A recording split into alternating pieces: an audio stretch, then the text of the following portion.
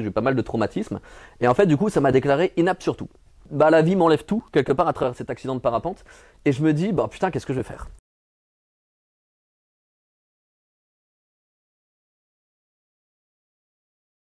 À savoir qu'en plus, dans ma scolarité, moi, j'étais un cancre, hein. J'étais vraiment le mec, j'avais 3 de moyenne partout. Non, mais mon brevet des collèges, je m'en souviens de toute ma vie. J'avais 4 en maths, j'avais 3 en histoire et j'avais 10 en français parce que je savais à peu près bien parler, tu vois. L'hyperactivité fait des ravages. Ouais, voilà, hyper. Ouais, je pense que C'est ça. c'était ça, ouais, c'est ça. Mais à l'époque, on disait pas qu'on était hyperactif. On disait qu'on était juste teubé. Tu Ouais, vois, bah oui, c'était ça, ça le c'est problème. pas encore, Tu devais aller voir un psy. Bon, c'est pas grave. Et en fait, du coup, ma scolarité a été très très compliquée. Et pour une fois que je trouvais ma branche, et c'était vraiment le secourisme, c'était vraiment les pompiers, pisteurs secouristes, etc. Où j'étais même un des plus jeunes diplômés de France en tant que pisteur secouriste, parce qu'à 18 ans et à peine un mois, j'étais déjà diplômé pisteur, si tu veux, alors qu'il fallait vraiment avoir 18 ans. Et ben en fait, finalement, bah la vie m'enlève tout, quelque part, à travers cet accident de parapente. Et je me dis, bah putain, qu'est-ce que je vais faire? Qu'est-ce que je vais faire? Parce que j'avais pas de diplôme, j'avais pas de parachute. On pourra parler un peu après, s'il y a des personnes un peu qui sont un peu entrepreneurs sur la chaîne. L'importance, c'est-à-dire de ce que j'appelle le parachute, c'est toujours intéressant peut-être d'avoir un ou deux petits diplômes en te lancer dans l'entrepreneuriat, que ça se part en cacahuète, bah t'as ça pour te secourir. Mais moi, en fait, j'avais pas tout ça. J'avais pas tout ça, et surtout, j'ai commencé à développer un mindset, une mentalité, où je me suis dit, putain, faut que je sois entrepreneur, quoi. Faut que je sois entrepreneur, il faut que je fasse quelque chose. Pourquoi? Parce que cet accident, moi, il m'a fait comprendre deux choses. J'avais entre 40 000 40 000 et 50 000 euros non remboursés par la sécurité sociale. J'ai eu plus de 10-15 opérations chirurgicales et des frais d'avocat à payer. Oh. Donc j'étais, je te cache pas, un petit peu dans la merde. Merci encore papa, maman de m'avoir aidé, en tout cas à cette époque-là, ça c'est clair. Mais du coup, tu comprends vite un truc, c'est que l'argent, avant que ça soit une Lamborghini, avant que ça soit une Rolex, avant que ça soit tout ça, en fait, l'argent, ça te nourrit, c'est de la sécurité, c'est de la santé. C'est vrai. Après cet accident, parce que je pense que là, on a bien compris du coup ce qui a du coup déclenché le changement de vision des choses. Bah ouais, c'est clair. Quelles ont été tes premières grosses sources de revenus? Donc, qu'est-ce que tu as commencé à faire pour gagner de l'argent, dire ok, c'est bon, je suis dedans, Ouais. je suis enfin en train de changer ma vie, tu vois. Alors, du coup, après l'immobilier, tout à fait, en fait, moi, ça a été le trading, tout simplement. Yes. Ça a été le trading où, en fait, la chance que j'ai eue quelque part, c'est qu'en fait, alors, comment ça s'est passé? J'étais en train de poser des plaques de placo dans un des studios que je rénovais, si tu veux. Et en fait, un pote à moi, qui était trader, mais pas trader en mode CFD, MetaTrader 4, tu vois. Ouais. Vraiment trader, tu vois. En tout cas, qui était déjà bien renseigné là-dessus. Il me dit, ah, mais tu sais, Amal, le trading, voilà, je veux dire, c'est sur carnet d'ordre, c'est sur le marché des futurs, parce que c'est centralisé. Enfin, il me parle de trucs qui, moi, mec, je comprenais rien. Je te cache pas, et là, on est en 2020.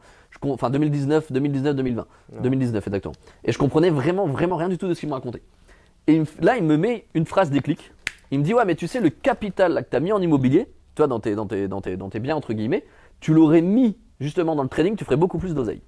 Et là, je me suis dit, putain, je me suis pas dit, encore une fois, oseille pour Rolex Ferrari, j'en ai rien à foutre de ça, je pense que je suis le mec le plus simpliste du monde. Je me suis dit, sécurité, santé.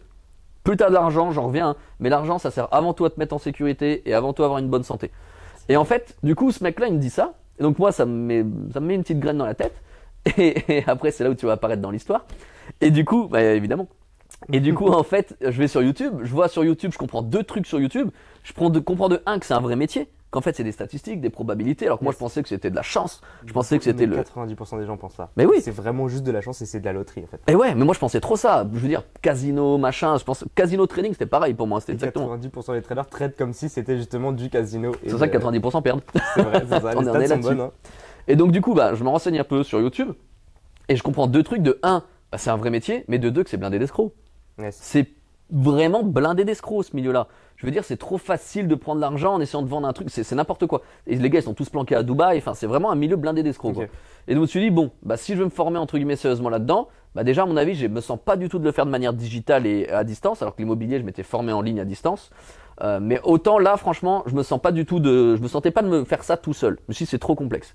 Et là, j'ai un autre pote à moi, Anthony, il s'appelle, Anthony Amaral, tu vois, il se pointe et il me dit, ah, mais tu sais, il y a une salle des marchés sur Genève, c'est intéressant, tu devrais aller jeter un petit coup d'œil et tu feras ton avis. Pourquoi est-ce que le trading t'a plus attiré que les autres sources de revenus? Parce que du coup, t'en as quand même fait plein de sous-métiers finalement, enfin, Ouais, plein de à fond. je sais pas comment on peut appeler ça.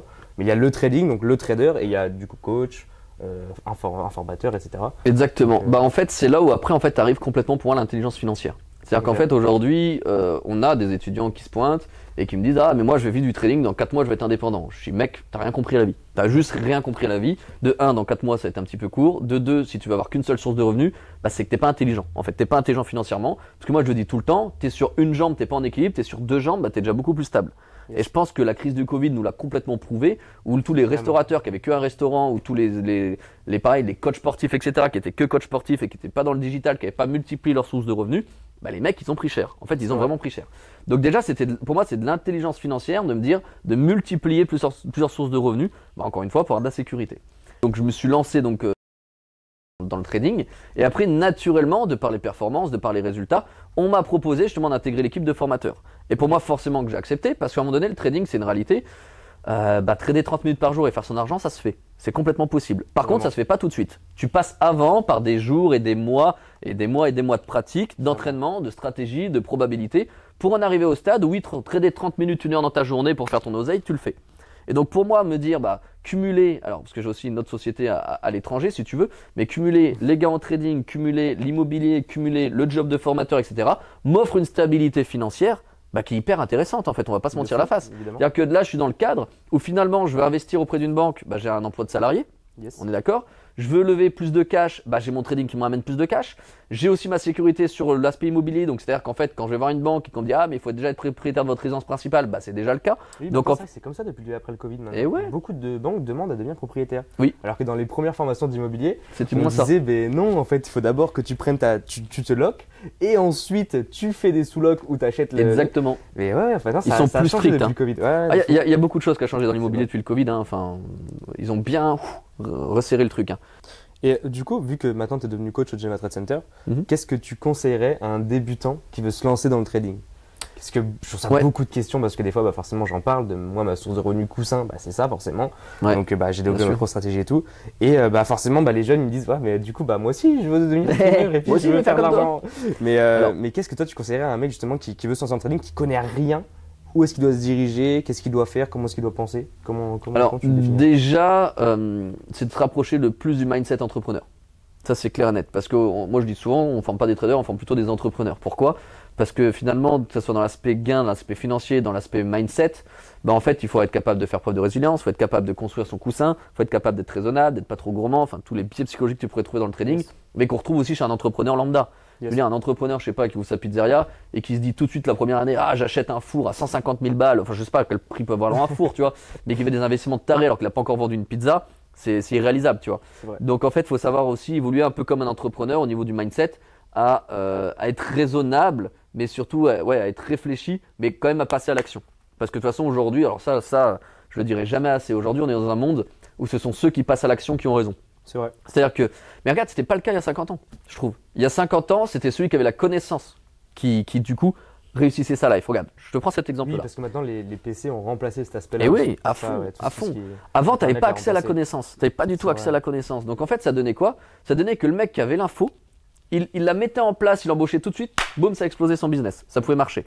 Alors, il fallait quand même travailler, on va pas se mentir, on n'est pas là pour dire que les gars, ils travaillaient pas. Mais l'accès à la connaissance était compliqué. Mais par contre, regarde, c'était beaucoup plus facile de travailler. Pourquoi? Parce qu'il n'y avait pas la distraction. Aujourd'hui, le problème du cerveau humain, c'est qu'il veut du plaisir tout de suite. Il veut pas se fumer, le mec. Tu vois, là où il n'a pas envie de se fumer, il a envie d'être resté tranquille dans son canapé, tu vois. Et le problème du cerveau humain, c'est qu'il veut pas se démonter. Mais à l'époque, t'étais pas distrait. En fait, aujourd'hui, tu as la connaissance partout, mais tu as la distraction. Donc en fait, c'est hyper dur de passer à l'action. Et c'est pour ça que le mec qui est capable, là aujourd'hui, de passer à l'action, de se démonter, de se priver un peu des réseaux sociaux, de se priver un peu de Netflix, de se priver un peu de tout ça, c'est le mec qui réussit en fait. Yes. Mais c'est vrai que ça demande une certaine force mentale. Je suis d'accord.